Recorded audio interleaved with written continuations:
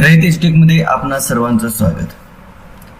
गेल्या 2 दिवसांमध्ये आपल्याला शालाच्या संदर्भामध्ये शालार्थ महा आयटी सेल यांच्याकडून आपल्याला bill generation and consultation level व्हॅलिडेशनचं एक युजर मॅन्युअल आपल्याला पाठवलेलं आहे। त्या युजर मॅन्युअल नुसार आपल्याला ही बिल तयार करत असताना कोणकोणते एरर कशा पद्धतीने येतात आणि त्याचं सोल्युशन कशा पद्धतीने करायचं, तो प्रॉब्लेम कसा सॉल्व्ह करायचा याचं आपल्याला इन डिटेल्स मध्ये आपल्याला या सर्व गोष्टी या युजर मॅन्युअल मध्ये दिलेले आहेत। सर्वसाधारणपणे पे बिल जनरेट करत असताना आपल्याला काही एरर येतात आणि त्या एररचं सोल्युशन, ते एरर कशा पद्धतीने सॉल्व्ह करायचे या संदर्भामध्ये आपल्याला या मॅन्युअल मध्ये सविस्तर माहिती दिलेली आहे।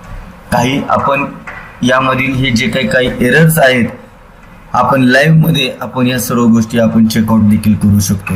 पण आता तो जर आपला एरर नसेल तर आपण एक गाइडलाइन म्हणून आपण त्या संदर्भामध्ये एक माहिती आपण घेऊ शकतोय।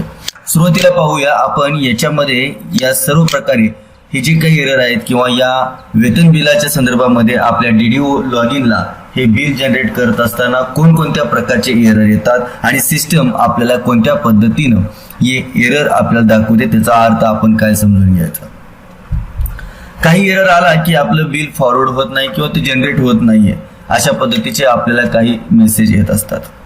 आता यामध्ये वेतन बिल आपण ज्यावेळेस जनरेट करतो आपल्या लेवलला त्यावेळेस काही आपल्याला अशा पद्धतीचे हे एरर आपल्याला सिस्टीमद्वारे दाखवले जातात। मुख्याध्यापकाची, उपमुख्याध्यापकाची म्हणजे ऍक्टिंग प्रिन्सिपलची तुमची नोंद केलेली आहे का, यूडायस मॅपिंग केलेला आहे का नाहीये, यूडायस नंबर आपला डुप्लिकेट आहे म्हणजे दुसऱ्या शाळेने तो आपला यूडायस वापरलेला आहे का नाहीये। काही वेळेस आपल्याला एम्प्लॉईच्या वयासंदर्भामध्ये काही नोटिफिकेशन आलेलं असतं, त्या पॉपअप एरर आलेले असतात, म्हणजे 18 वर्षापैकी कमी असतील किंवा काही 60 वर्षापेक्षा जास्त असतील, म्हणजे ह्या कर्मचाऱ्यांच्या जन्मतारखा आणि त्यांची पहिली नियुक्ती तारीख आहे यांच्यामध्ये किमान 18 वर्षाचा फरक असणं गरजेचं आहे। आता दुसरी गोष्ट मी म्हणलो होतो की सेवानिवृत्ती तपासावी लागेल आपल्याला। जर एखादा कर्मचारी 60 वर्षापेक्षा जास्त जर वर्षाचा असेल किंवा त्याची जर आपल्या शालार्थ मध्ये सर्व्हिस एंड डेट टाकलेली नसेल तर आपल्याला त्या ठिकाणी एरर येऊ शकतो, त्या सिस्टीमवर आपल्याला व्हॅलिडेशनचा एरर आपल्याला येऊ शकतो।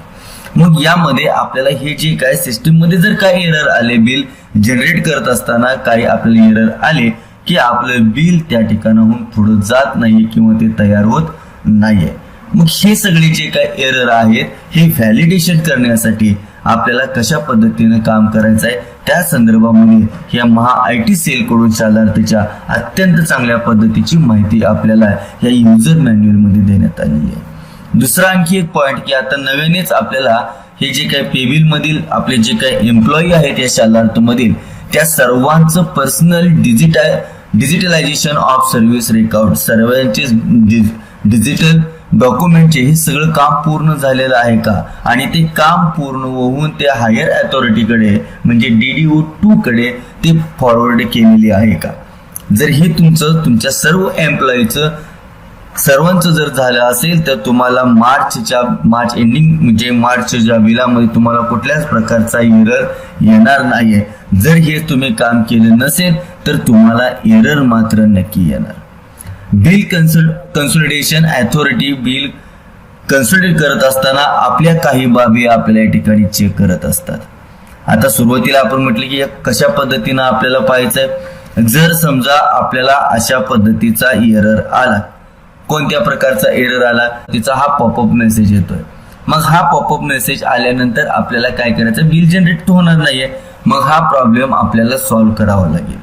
मग हे सॉल्व्ह करण्यासाठी आपल्याला काय करावं लागेल, हा पाथ आपल्याला दिलेला आहे। शालार्थ 2.0 वरती आपल्याला जायचं आहे, ऍडमिन कॉर्नर मध्ये जायचं आहे आणि त्या ठिकाणी प्रिन्सिपल एंट्री म्हणून आपल्याला अशा पद्धतीचं आहे त्या ठिकाणी। आता हे आपलं जनरली शालार्थ या ठिकाणी लॉग इन आहे, मी शालार्थ 2.0 वरती लॉग इन करतो। या ठिकाणी ऍडमिन कॉर्नर याच्यावरती क्लिक केल्यानंतर या ठिकाणी तुम्हाला एक सब टॅब दिसेल प्रिन्सिपल ऍक्टिंग, तर याच्यामध्ये हे आपल्याला त्याची एंट्री करावी लागेल। म्हणजे ऍड एंट्री केल्यानंतर आपल्याला जो काही संबंधित जो शिक्षक आहे त्याचा आपल्याला या ठिकाणी शालार्थ आयडी टाकायचा आहे आणि या पद्धतीने त्याची इन डिटेल्स आपल्याला सर्व भरायची आहे, म्हणजे आपल्या HM ची नोंद पे युनिटला म्हणजे DDO 2 कडे या पद्धतीने जाईल। त्याच पद्धतीने आता दुसरा एक एरर याच पद्धतीने आपल्याला येऊ शकतो। तर तो एरर कोणता आणि कसा तो रिझॉल्व्ह कशा पद्धतीनं करता येईल. आता UDIS मॅपिंग नॉट कम्प्लिटेड हा जनरली हा आपल्या शालार्थ वरतीच आहे. 2.0 वरती याला जायची गरज नाहीये. तर बघा एखाद्या वेळेस आपण बिल फॉरवर्ड केल्यानंतर आपल्याला अशा पद्धतीचा एरर तुम्हाला या ठिकाणी येऊ शकतो. म्हणजे तुम्ही जर पे बिल जनरेट करायला गेला, व्ह्यू करायला गेला तरी देखील हा आपल्याला एरर येतो.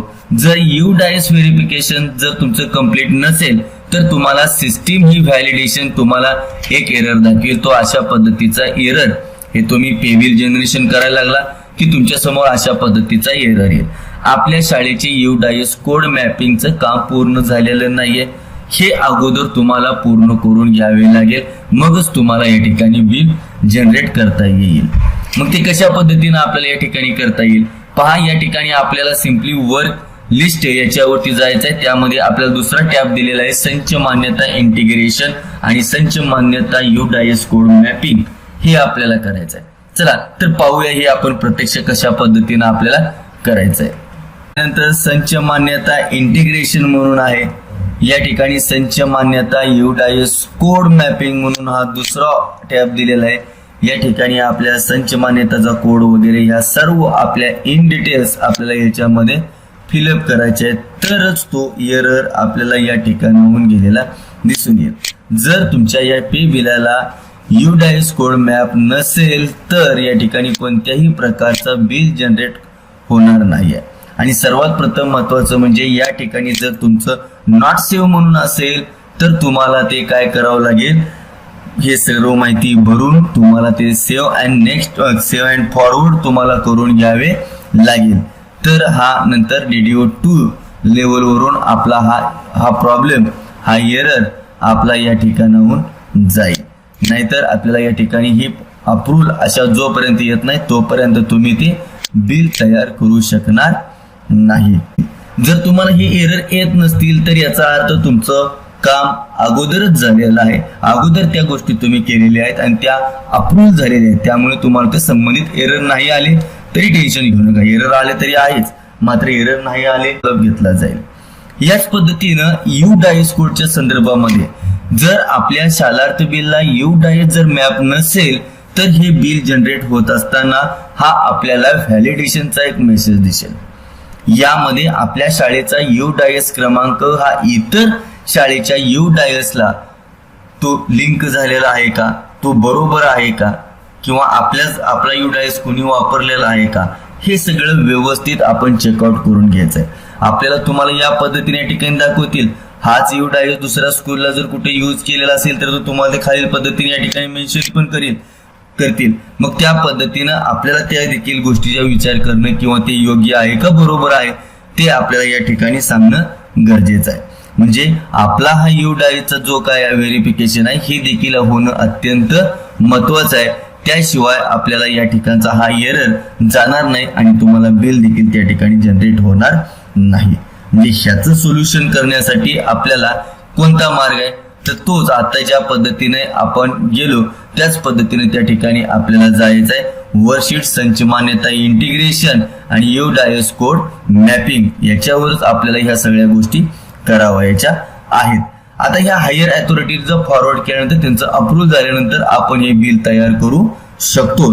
याचाच मार्ग त्याच पद्धतीने आहे. त्याच ठिकाणी आता ज्या पद्धतीने आपण बघितलं होतं की त्या बघा याच ठिकाणी वर्कशीट मध्ये संच मान्यता एंट्री हे UDIS आहे. त्याच ठिकाणी आपण हे मॅपिंगचं पण या ठिकाणी तुम्हाला दिसून येतंय.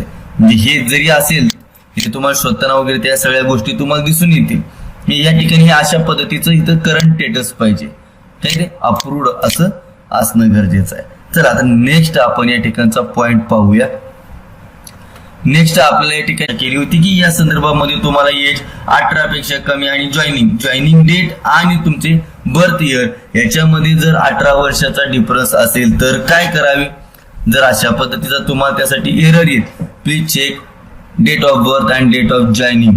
त्या एम्प्लॉयची birth date and joining date याच्यामध्ये मिनिमम आपल्याला 18 वर्षाचा फरक असेल तरच हे आपलं बिल फॉरवर्ड होईल.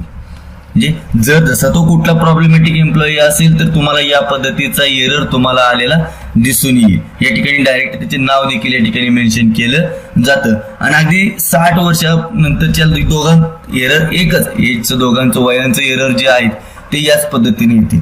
18 बर्थ डेट आणि जॉईनिंग डेट यामधला 18 वर्षाचा फरक पाहिजे. आणि जर काही 60 वर्ष पुढे एम्प्लॉई असेल आणि जर तुम्हाला त्या ठिकाणी पे बिल तयार करत असताना त्याचा असा पद्धतीनं जर एरर आला तर तो एरर कशा पद्धतीनं आपण सॉल्व्ह करू शकतो. आता ज्या वेळेस हे एम्प्लॉईचे जे काही सर्व्हिस एंड झाली हे बिल जनरेशन आपल्याला तयार करायचं आहे तर त्यावेळेस काय करायचं, आपल्याकडे 2 ऑप्शन आहेत.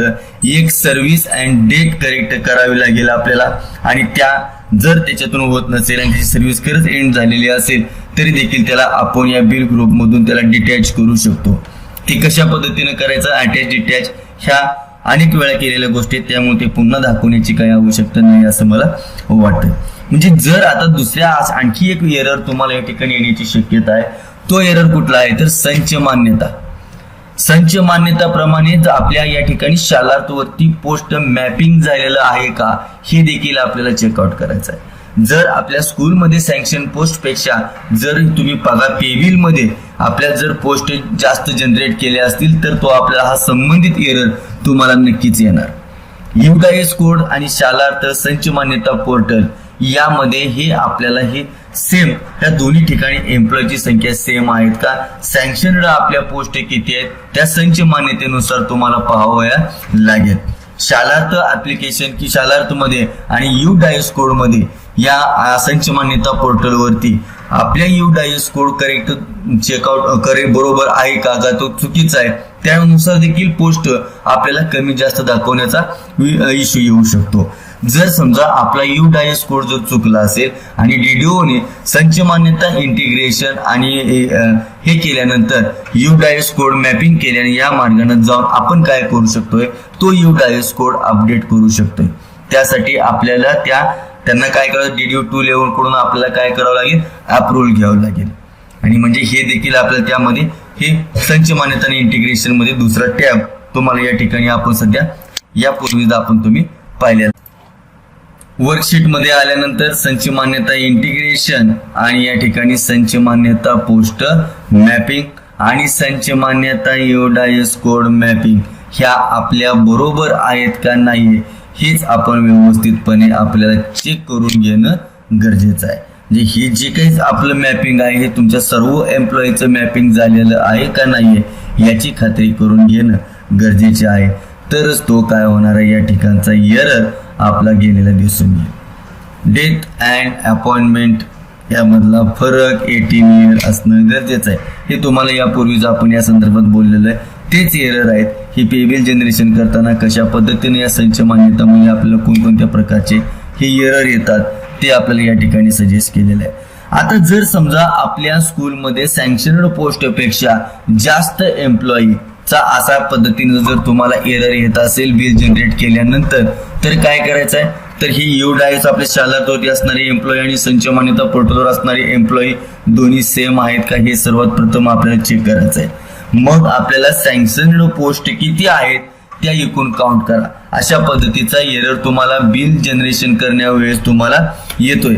मग हा आपल्याला सॉल्व्ह करण्यासाठी किंवा आपण या ठिकाणी हे जे काय आहे व या ठिकाणी हे संबंधित जे काय केलेलं आहे disappearing in the post in description in post counts अशा पद्धतीचं तुम्हाला या ठिकाणी एरर तुम्हाला दिसून येतोय किंवा या ठिकाणी आपलं स्टेटस तुम्हाला दिसून येईल.